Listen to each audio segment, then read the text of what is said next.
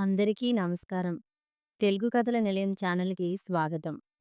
తెల్లవారుజామున 5 గంటలకు అలారం మోత విని హడావుడిగా లేచింది పార్వతమ్మ. పక్కన పడుకున్న మనవడు కదలడంతో వాణ్ణి మెల్లగా జోకొట్టి పక్క బట్టలు తడిసి ఉండడం చూసి అవి మార్చి తడిసిన బట్టలు పట్టుకొని మెల్లగా యువతలకొచ్చింది. గబగబా కాలకృత్యాలు తీర్చుకొని స్నానం కానిచ్చి దేవుని దగ్గర దీపం పెట్టేసరికి పాల ప్యాకెట్లు వచ్చాయి. పాలు స్టవ్ మీద పెట్టేసి పక్క స్టవ్ మీద ఇడ్లీ కుక్కర్ పెట్టింది. ఇంతలో మనవడి ఏడుపు విని అటు వెళ్ళేసరికి వాడు పాక్కుంటూ మంచం చివరకొచ్చేసి ఉన్నాడు.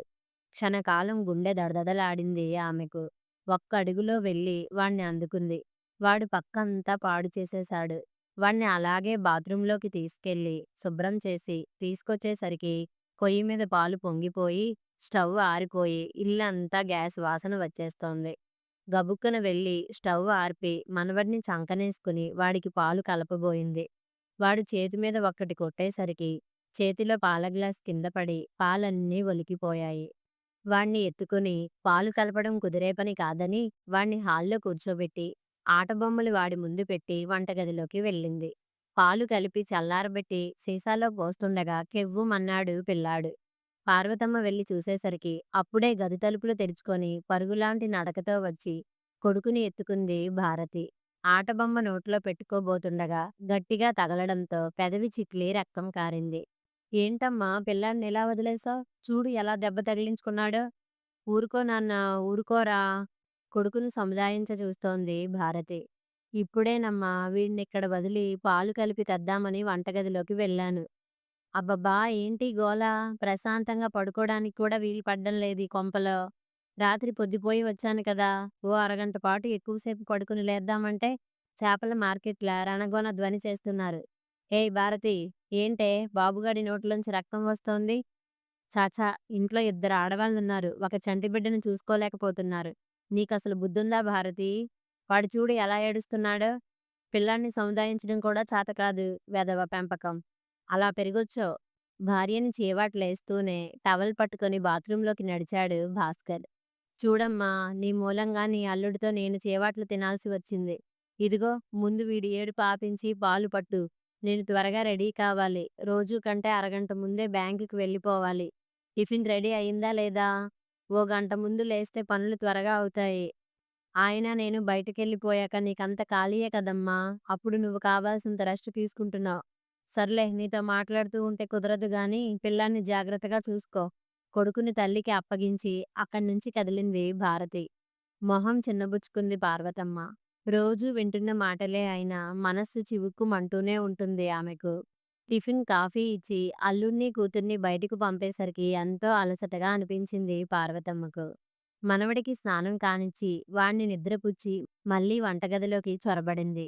సరిగ్గా 11 గంటలకి ఆఫీస్ నుంచి భాస్కర్‌కి, భారతీలకు భోజనం పట్టుకెళ్ళడానికి మనిషొస్తాడు. ఏ చిన్న శబ్దమైనా మనవడు లేచిపోతాడని రైస్ కుక్కర్‌లో వండడం మొదలుపెట్టిందామె. క్యారియర్లు సర్ది అప్పగించి తలుపులు మూసి కాసేపు నడుము వాలుద్దామని పడుకునేసరికి సైరన్‌లా ఏడుస్తూ పిల్లాడు లేచాడు. ఎంతసేపు ఒళ్ళో పెట్టుకుని ఆడించినా వాడి ఏడుపు మానకపోయేసరికి లేచి నిలబడి భుజాన్నెత్తుకొని జో కొడుతూ అటూ ఇటూ తిరగసాగింది పార్వతమ్మ. ఎత్తు బాగా మరిగిన పిల్లాడు టక్కున నోరు మూసుకొని మెల్లగా నిద్రలోకి జారుకున్నాడు. వాణ్ణి పడుకోబెట్టి ప్రొద్దుట తడిపిపెట్టిన పిల్లాడి పక్కబట్టలన్నీ ఉతికి డెటాల్లో వేసి ఆరేసింది. అల్లుడు, కూతురు విడిచిన బట్టలు బాత్రూంలోంచి తెచ్చి ఉతికింది. 1:30 దాటుతుండగా భోజనానికి కూర్చొని అన్నం కలిపి 2 ముద్దలు నోట్లో పెట్టిందో లేదో పిల్లాడు లేచాడు. చెయ్యి కడుక్కొని వాడికి అన్నం కలిపి గోరుముద్దలు తినిపించసాగింది. ఓ గంట వాడితో తిప్పలు పడితే కొద్దిగా అన్నం తిన్నాడు. వాడికి మంచినీళ్లు పట్టించి మూతి తుడిచి కిందకు దించి వదిలేసిన అన్నం పళ్ళెం ముందు కూర్చుంది పార్వతమ్మ. వాడు తిననిస్తేగా పాక్కుంటూ వచ్చి అమ్మమ్మ కాళ్ళకు చుట్టుకుపోతున్నాడు. ఇంతలో కాలింగ్ బెల్ మోగడంతో వాణ్ణి చంకన వేసుకుని ఎంగిలి చెయ్యి కడుక్కుని వెళ్ళి తలుపు తెరిచేసరికి పక్కింటి సరస్వతమ్మ నిలబడింది. రా సరస్వతమ్మ, లోపలికి రా. ఏం చేస్తున్నావు పార్వతమ్మ? నువ్వు నిద్రపోతుంటే వచ్చి చెడగొట్టలేదు కదా? ఏంటి నీ మనవడింకా చంకలోనే ఉన్నాడు? పడుకోలేదేంటి ఈరోజు? అదేంటి డైనింగ్ టేబుల్ మీద అన్నం పళ్ళెం ఉంది? అంటే నీ భోజనం ఇంకా అవ్వలేదా? లేదు సరస్వతమ్మా, వీడు మెలకువగా ఉంటే ఏ పని చేయనివ్వడు. ఎందుకో గాని ఈరోజు వీడు ఆదమరచి నిద్రపోవడం లేదు. ఇప్పుడు టైమెంతో తెలుసా? 3 గంటలు కావస్తోంది.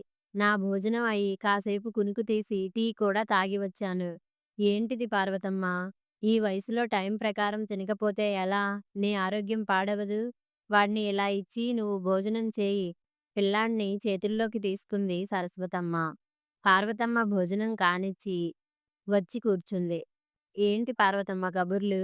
మనిషివి నీరసంగా కనిపిస్తున్నావు. ఒంట్లో నలతగా ఉందా? ఆప్యాయంగా అడిగింది సరస్వతమ్మ. అబ్బే అదేం లేదు. నాకేంటి నినుగుండ్రాయిలా ఉన్నాను. ఏదో కాస్త ఈ మధ్య ఒళ్ళు తిరుగుతున్నట్లుగా ఉంటుంది అంతే. అయితే డాక్టర్‌కి చూపించుకోలేదా? ఒళ్ళు తిరుగుతోందని నీ కూతురికి చెప్పలేదా? ఈ మాత్రం దానికి ఏం చెప్పను సరస్వతమ్మా. వాళ్ళసలే బయట పనులు, సమస్యలతో సతమతమైపోతున్నారు సర్ది చెప్పింది పార్వతమ్మ. ఇది మరీ బాగుంది. సవా లక్ష పనులు, సమస్యలు ఉండవచ్చు. అవి అక్కడే వదిలేయాలి గాని, ఇంటి గురించి, ఇంట్లో ఉన్న వాళ్ళ గురించి పట్టించుకోకపోతే ఎలా? ఏవైనా పార్వతమ్మ, ఈ వయసులో వచ్చే ఎలాంటి అనారోగ్యాన్నైనా సరే తేలిగ్గా వదిలేయకూడదు. వెంటనే అమ్మాయికి చెప్పి డాక్టర్‌కి చూపించమను. ఇంతకీ నేనొచ్చిన పనేమిటంటే, సాయంత్రం అమ్మవారి గుళ్ళో తిరుప్పావై చదవడం మొదలుపెడుతున్నారట. ఈ సంక్రాంతి పండగ మాసమంతా కనకదుర్గ అమ్మవారి గుడిలో తిరుప్పావై చదువుతారు. నేను వెళ్తాను. నువ్వు వస్తావని అడుగుదామని వచ్చాను. సాయంత్రం 6 గంటలకు ప్రారంభించి 8 వరకు చదువుతారట. నువ్వు వినలేదు గాని, ఆ ఆలయ పూజారి రంగస్వామి గారు తిరుప్పావై గాని, భగవద్గీత గాని, యోగా ప్రసంగాలు గాని చదివి అర్థం చెబుతుంటే వినేవాళ్ళ చెవుల్లో అమృతం చిలికినట్టు ఉంటుందనుకో. భారతి 6 గంటలకల్లా ఇంటికి వచ్చేస్తుంది కనుక నువ్వు నాతో రావచ్చు. నువ్వు రెడీగా ఉండు. నేను బయలుదేరేటప్పుడు పిలుస్తాను. అలాగే సరస్వతమ్మ. నేను పెందలాడే వంట పని ముగించి రెడీగా ఉంటాను. అమ్మాయి రాగానే పిల్లాడిని దానికి అప్పగించి నీతో వస్తాను. అమ్మాయి భారతి తిరుప్పావై వినడానికి సరస్వతమ్మ అమ్మవారి గుడికి వెళ్తుందట. తనతో నేను వెళ్ళొస్తానే. వంట చేసేశాను. నేనొచ్చేదాకా నువ్వు కాస్త పిల్లాడిని చూసుకుంటే సరిపోతుంది. తల్లిని విసుగ్గా చూసింది భారతి. ఏంటమ్మా ఇది? ఉదయం వెళ్ళి బ్యాంక్‌లో గొడ్డు చాకిరీ చేసి, ఇంటికొచ్చి కాసేపు రిలాక్స్ అవుదామంటే, చంటాన్ని నా మీదకి వదిలి నువ్వు గుళ్ళు, గోపురాలు తిరిగొస్తానంటావేంటి? ఇప్పుడు నువ్వు అక్కడికి వెళ్ళి ఆ తిరుప్పావై వినకపోతే వచ్చే నష్టం ఏంటట? మీ అల్లుడు నేను సరదాగా ఓ సినిమాకైనా వెళ్ళగలుగుతున్నామా? వయసులో ఉన్న వాళ్ళం మేమే ఇంటికొట్టున ఉంటుంటే, నువ్వేంటమ్మా బయట తిరిగొస్తానంటావ్? పిల్లాడిని చూసుకోవడం నా వల్ల కాదు. అంతగా అయితే వీణ్ణి నీతో తీసుకుపోయి ఇష్టమొచ్చినట్లు తిరిగిరా. నిష్కర్షగా చెప్పిన కూతురి మాటలకు పార్వతమ్మ మనసు చివుక్కుమంది. మనసు చంపుకొని సరస్వతమ్మతో రానని చెప్పేసింది. ఆ రోజు రాత్రంతా పిల్లాడికి మోషన్స్ పట్టుకున్నాయి. వాడితో పార్వతమ్మకు కంటిమీద కునుకు లేకుండా పోయింది. తెల్లారేసరికి మనిషి బాగా నీరసపడిపోయి కళ్ళు తిరిగి పడిపోయింది. వీధి చివరన ఉన్న డాక్టర్‌ని పిలుచుకొచ్చాడు భాస్కర్. పార్వతమ్మకు బీపీ చెక్ చేసిన డాక్టర్ భారతిని గట్టిగా చీవాట్లేశాడు. ఏంటమ్మా ఇది? ఇంత బీపీ ఉన్న మనిషి ఇలా తిరుగుతుందంటే నాకు ఆశ్చర్యంగా ఉంది. ఇంతవరకు బీపీకి ఎలాంటి మందులు వాడలేదంటున్నారు. ఎందుకని? ఈ వయసులో రెగ్యులర్‌గా చెకప్ చేయిస్తూ మందులు వాడాలని తెలీదా? ఎప్పుడూ మా అమ్మకి ఎలాంటి అనారోగ్యం లేదు డాక్టర్. రాత్రంతా మా అబ్బాయికి మోషన్స్ అవుతుండడం వల్ల నిద్రలేక ఇలా నసుగుతూ చెప్పింది భారతి. ఏమ్మా! పగలంతా ఎంత పని చేయించుకున్నా రాత్రిళ్ళు ముసలాళ్ళను వాడుకోకూడదమ్మా! వాళ్ళకి కంటినిండా నిద్ర ఉండాలి. ఈవిడ చాలా వీక్‌గా ఉన్నారు. బలానికి మందులు రాసిస్తాను. ఎట్టి పరిస్థితుల్లోనూ బీపీకి నేను రాసిచ్చిన మాత్రలు జాగ్రత్తగా, రెగ్యులర్‌గా వాడాలి. ఈవిడ్ని మంచం దిగకుండా కొంతకాలం జాగ్రత్తగా చూసుకోండి. పార్వతమ్మకి ఇంజెక్షన్ ఇచ్చి మందులు రాసిచ్చి వెళ్ళిపోయాడు డాక్టర్. తల్లి మంచాన పడడంతో భారతికి అంతా అయోమయంగా, అగమ్యగోచరంగా ఉంది. ఇప్పుడెలాగండి? వంట పని, పిల్లాడిని చూసుకోవడం నా వల్ల కాదు. అయితే నన్నేం చేయమంటావ్? నీ తిప్పలేవో నువ్వు పడు. నువ్వు నాకు వండి పెట్టినట్టే గాని నేను బయట తినొస్తాలే. భాస్కర్ బయటకు వెళ్ళిపోయాడు. ఆ రోజు ఇంట్లో ఉండి, ఇంట్లో పని, పిల్లాడ్ని చూసుకునేసరికి భారతికి తలప్రాణం తోకకొచ్చినట్టయింది. ఆ రాత్రి భర్తతో ఆలోచించింది. ఏమండీ! ఇంట్లో పని, పిల్లాడ్ని చూసుకునేటట్టు ఎవరైనా పని పిల్లని పెట్టుకుందామండీ.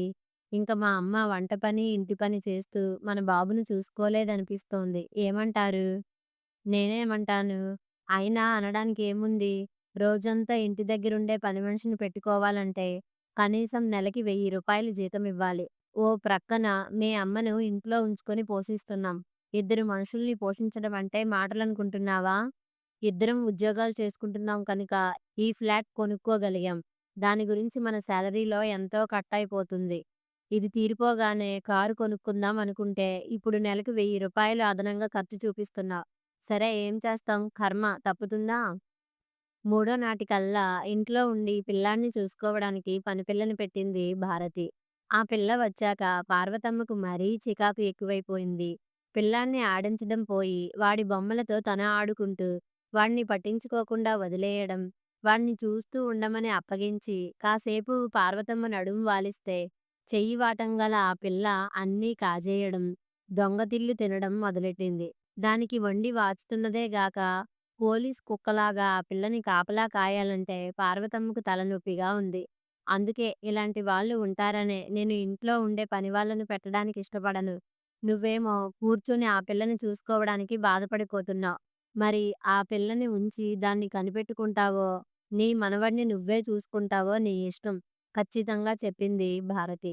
పార్వతమ్మకి ఎలాంటి నిర్ణయం తీసుకోలేకుండా ఉంది. మనిషి బాగా డీలా పడిపోయింది. ఏ పని చేయడానికి ఒంట్లో శక్తి, మనసులో ఉత్సాహం ఉండడం లేదు. అలాగని విశ్రాంతిగా ఉండడానికి మార్గం కనిపించడం లేదు. ఆ రోజు తనను పలకరించడానికి వచ్చిన సరస్వతమ్మతో ఆ విషయమే చెప్పింది పార్వతమ్మ. ఇదిగో పార్వతమ్మ, నేనో విషయం చెబుతాను గాని కోపగించుకోవు కదా? అదేంటి సరస్వతమ్మా! నువ్వు నాకు ఆప్తురాలివి. నా శ్రేయోభిలాషివి. నువ్వు నా మంచినే కోరుకుంటావు. నీ మీద నేను కోపగించుకుంటానా? నీ ఈ పరిస్థితికి కారణం 100కి 100 పాళ్ళు నువ్వే. ఏంటలా చూస్తావ్? నీ వయసు సైతం మర్చిపోయి ఎవరు నిన్నిక్కడ గాడిద చాకిరీ చేయమన్నారు? పిల్లల్ని కంటాం. వాళ్ళని పెంచి పెద్ద చేసి ఓ దారికి తెస్తాం. ఎన్ని కష్ట నష్టాలకు ఓర్చుకునైనా ఆ బాధ్యత మనది కనుక అది నెరవేర్చాలి. అంతేగాని మన మనమల బాధ్యత కూడా మన నెత్తినెందుకేయాలి? ఇంక మనకంటూ ఓ జీవితం లేదా? ఇష్టాయిష్టాలు, కోరికలుండవా? పుట్టింది మొదలు కాటికి పోయే వరకు ఆడదానికి ఎవరో ఒకరి బాధ్యత మోస్తూ బ్రతకాల్సిందేనా? ఆమె మాటల్ని మధ్యలో అడ్డుకుంది పార్వతమ్మ. సరస్వతమ్మ, నీకంటే ఉన్నది ముగ్గురు మగపిల్లలే. వాళ్ళు ముగ్గురు నిన్ను బాధ్యతగా చూసుకుంటున్నారు. నువ్వు ఎవరి దగ్గర ఉండాలనుకుంటే వాళ్ళ దగ్గరికెళ్ళి ఇష్టమైనంత కాలం ఉండి వస్తుంటావు. కానీ నా పరిస్థితి అలా కాదు. ఉన్నది ఒక్కగానొక్క ఆడపిల్ల. తల్లిదండ్రుల బాధ్యత కూతురికెందుకుంటుంది? కూతురికి బాధ్యత లేదంటున్నావా? ఎందుకని? పార్వతమ్మ, అలాంటి అపోహ మనసులోంచి తొలగించు. ఆడపిల్ల ఏంటి? మగపిల్లాడేంటి? ఇద్దరూ కన్నవాళ్ళని చూడాల్సిందే. ఈ కాలంలో ఆడ, మగ అన్న తేడా లేకుండా పెంచడం లేదు. ఏం నీ కూతురికి ఏం తక్కువ చేశావు నువ్వు? పిల్ల చిన్నతనంలో తండ్రిని పోగొట్టుకుంటే తల్లి, తండ్రి నువ్వే అయి బాధ్యతగా పెంచుకురాలేదా? మంచి చదువు చెప్పించి బ్యాంక్ ఆఫీసర్‌ని చేయలేదు? నిజమే. కన్నబిడ్డ కనుక నా కూతురికి నా మీద ప్రేమ ఉంటుంది. కానీ పరాయి అమ్మ కన్నబిడ్డ. అల్లుడికి నా మీద అక్కర ఎందుకుంటుంది? అతను మంచివాడు కాబట్టే కదా నేను వాళ్ళ దగ్గర ఉండగలుగుతున్నాను. కూతుర్ని, అల్లుడిని సమర్థించుకొచ్చింది పార్వతమ్మ. నువ్వు చెప్పింది వాస్తవమే. కూతురు, అల్లుడు, కొడుకు, కోడలు వాళ్ళ మంచితనం మూలంగానే మనం వాళ్ళ దగ్గర ఉండగలుగుతున్నాం. అంతేకాదు పార్వతమ్మ, మనది అని చెప్పుకునే మనకంటూ ఏదన్నా స్థిరాస్తి మన పేరున ఉంచుకోవాలి. దానికోసమైనా చచ్చినట్టు వాళ్ళు మనల్ని అభిమానంగా చూసుకుంటారు. అంటే అందరి పిల్లలు ఈ కోవకు చెందుతారని అనను. నీ విషయమే తీసుకో. నువ్వు ఉన్నదంతా ఖర్చు పెట్టి నీ కూతుర్ని ఇంత దాన్ని చేశావు. మిగిలిన ఉన్న ఇంటిని కూడా ఎప్పుడో భారతి పేరున రాశావు. ఇప్పుడు నీ పరిస్థితి ఏంటి? ఇలా అంటున్నందుకు నా మీద కోపగించుకోకేం? నీ కూతురింట్లో నీ స్థానం ఏమిటి? పని మనిషి, వంట మనిషి, ఆయా ఇలా ఎన్నో అవతారాలు ఎత్తుతున్నావు. ఒంట్లో బాగుండకపోయినా 4 రోజులు విశ్రాంతిగా ఉండడానికి సైతం వీలుపడ్డం లేదు. ఇదంతా నీకవసరమంటావా? కృష్ణ, రామ అనుకుంటూ గుళ్ళు, గోపురాలు తిరుగుతూ ప్రశాంతంగా ఉండాల్సిన ఈ వయసులో ఈ జంజాటాలు నీకు తప్పడం లేదు. ఇదంతా స్వయంకృతమే పార్వతమ్మ. ఉన్నమాట నీ మొహాన అన్నందుకు నన్ను అపార్థం చేసుకోకేం? ఇంక నేను వెళ్తాను. గుడికి వెళ్ళాలి. నీ ఆరోగ్యం జాగ్రత్త పార్వతమ్మ. సరస్వతమ్మ వెళ్ళిపోయినా పార్వతమ్మ అలాగే కూర్చొని ఆలోచనల్లో మునిగిపోయింది. ఆ రోజు నుండి వారం తిరిగేసరికల్లా పార్వతమ్మ ఇంట్లో కనిపించలేదు. ఆమె రాసిన లెటర్ మాత్రం ఉంది. చిరంజీవి భారతికి నేను వృద్ధాశ్రమంలో ఉండిపోవడానికి వెళ్ళిపోతున్నాను. నన్ను తిరిగి ఇంటికి రప్పించడానికి మీరు ఎలాంటి ప్రయత్నాలు చేయవద్దు.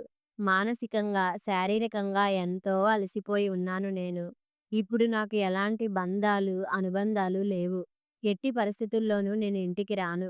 నాలాంటి వాళ్ళను హక్కున చేర్చుకోవడానికి ప్రభుత్వం ఏర్పాటు చేసిన వృద్ధాశ్రమాలు ఉన్నాయి. నా శేష జీవితం ప్రశాంతంగా అక్కడే గడిపేస్తాను. ఇంతకాలం నన్ను పోషించినందుకు నీకు, భాస్కర్‌కి నా ధన్యవాదాలు. ఇట్లు పార్వతమ్మ. కథ సమాప్తం.